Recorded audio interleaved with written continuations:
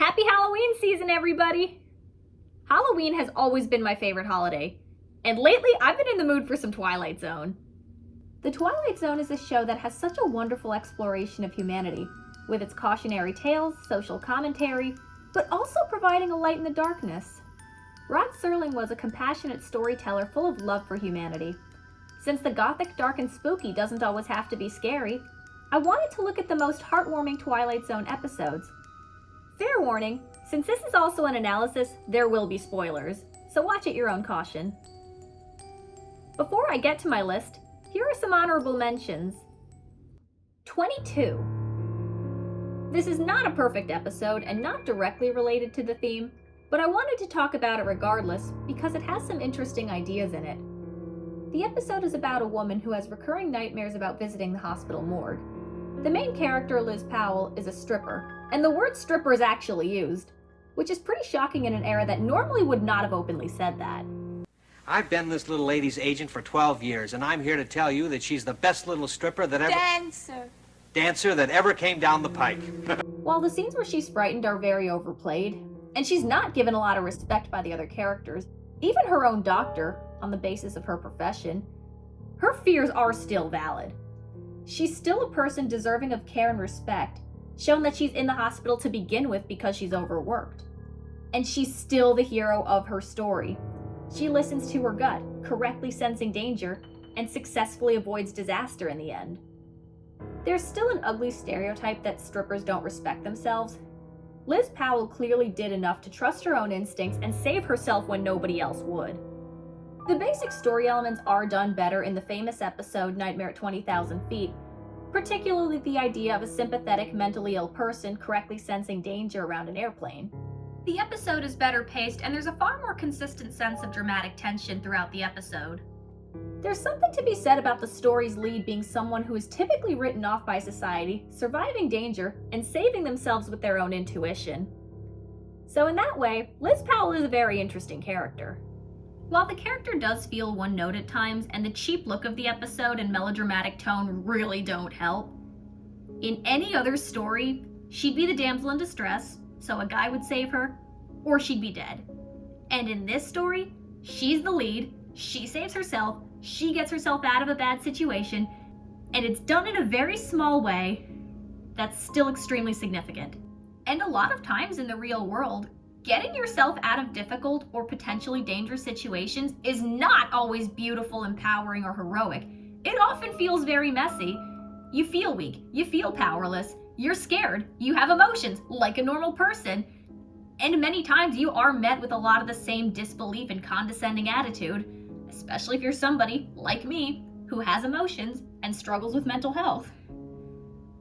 But it is still the right thing to do when you do get yourself out of that situation. So the heartwarming elements of this episode may not be immediately obvious, but they're there, and they are important. One for the Angels.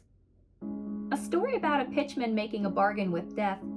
This episode is the first of several that has themes around accepting death, making the most of life, and giving children the opportunity to have their own lives. There really is a sweet charm to Edwin, and you feel how much he wants to leave an impact as a pitchman and do something important, but not at the expense of his little friend's life. I love the sweet intergenerational friendship. I love the sacrifice he makes. I love how the important pitch he makes comes in the way he least expects it. However, there are a couple of episodes on my list already that have some similar themes, and I personally just find them stronger. I Sing the Body Electric. The story about a family who builds an android grandmother to cope with the loss of a mother does have a Mary Poppins charm and feel to it. While the episode does do a good job using the magic of the world to deal with a more grounded issue, I can't quite put my finger on it, but I do find it lacks some of the depth that other Twilight Zone episodes have. Unlike some that leaves you with a lingering feeling, this one felt like it just came and went. And finally, A Passage for Trumpet. This is a great story about a down-and-out trumpet player who finds meaning again. I really like this one. You get this pensive, thoughtful feeling throughout of being a small person navigating this big, crazy world. The New York City setting, the film noir-like atmosphere, the soft jazz music, and the existential journey really make this a poignant story about finding the good things in life amidst sadness and disappointment. It's a much more low-key kind of heartwarming, and sometimes that's more effective than the big dramatic emotions. Honestly, the only reason it's an honorable mention is just because I don't have much of an analysis on it, but I highly recommend it.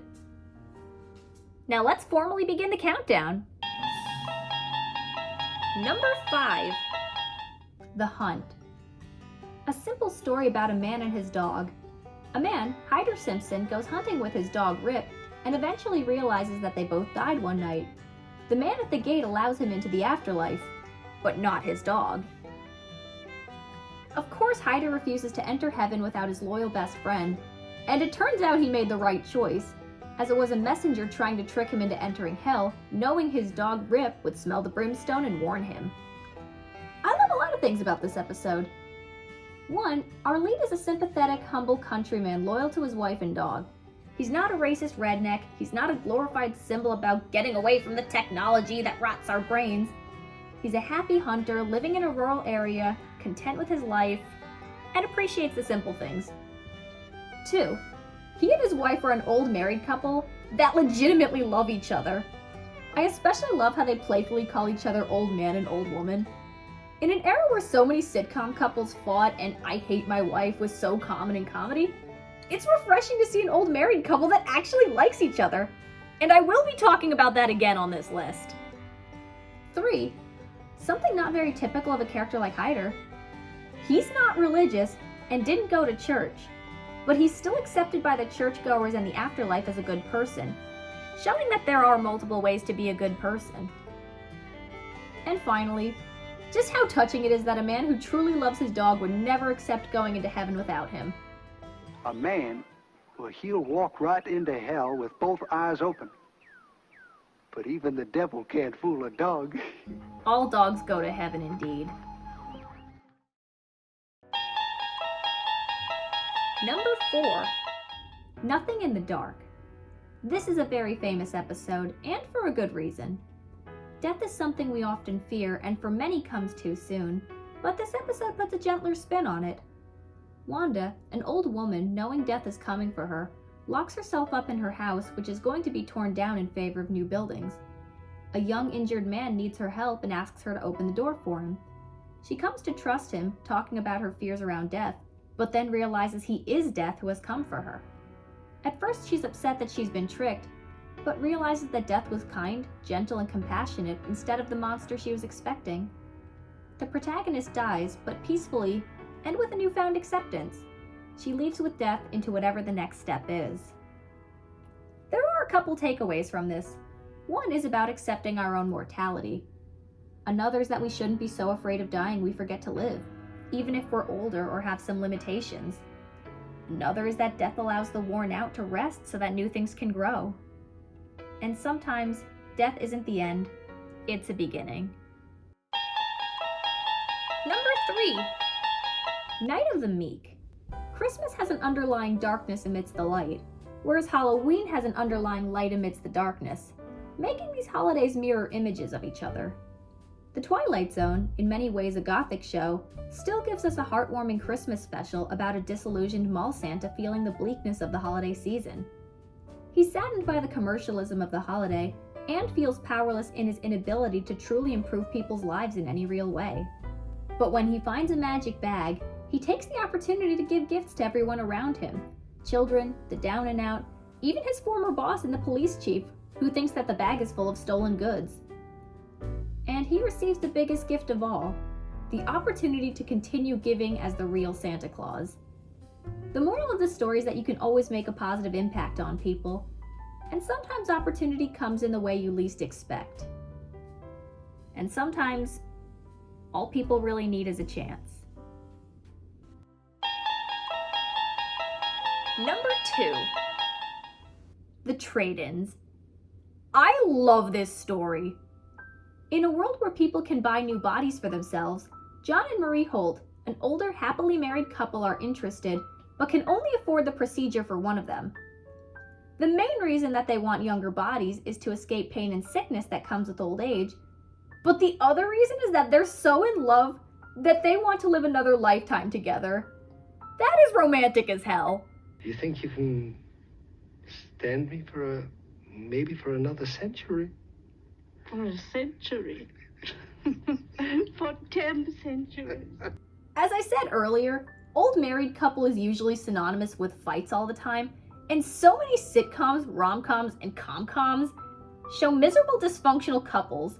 So seeing a happily married couple that's still this in love with each other is refreshing and genuinely sweet to watch, while the conflict is still very compelling. Every day is going to be a wedding, every afternoon a reception, and every evening a honeymoon, and every 7th day an anniversary. And they're Jewish! That's even better! They agree to let the husband get the procedure. While they do have fun showing off his hot new body, the wife gets this horrified look on her face. My interpretation of that moment was that she's in pain too, and could very likely die before they make enough money to get her the new body too. And similar to the hunt, what good is heaven if the person you love isn't by your side? But less like the hunt and more like Nothing in the Dark, this episode gives us a very unique spin on something we're usually very afraid of.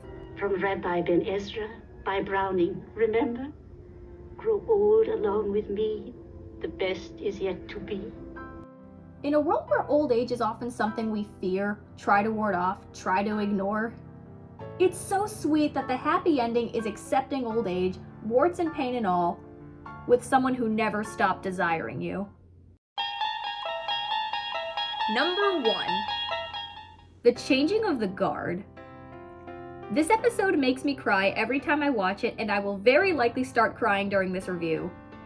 The story is basically It's a Wonderful Life meets Dead Poets Society, about a teacher who feels unloved, unappreciated, and ignored, learning just how deeply he was loved, admired, and understood.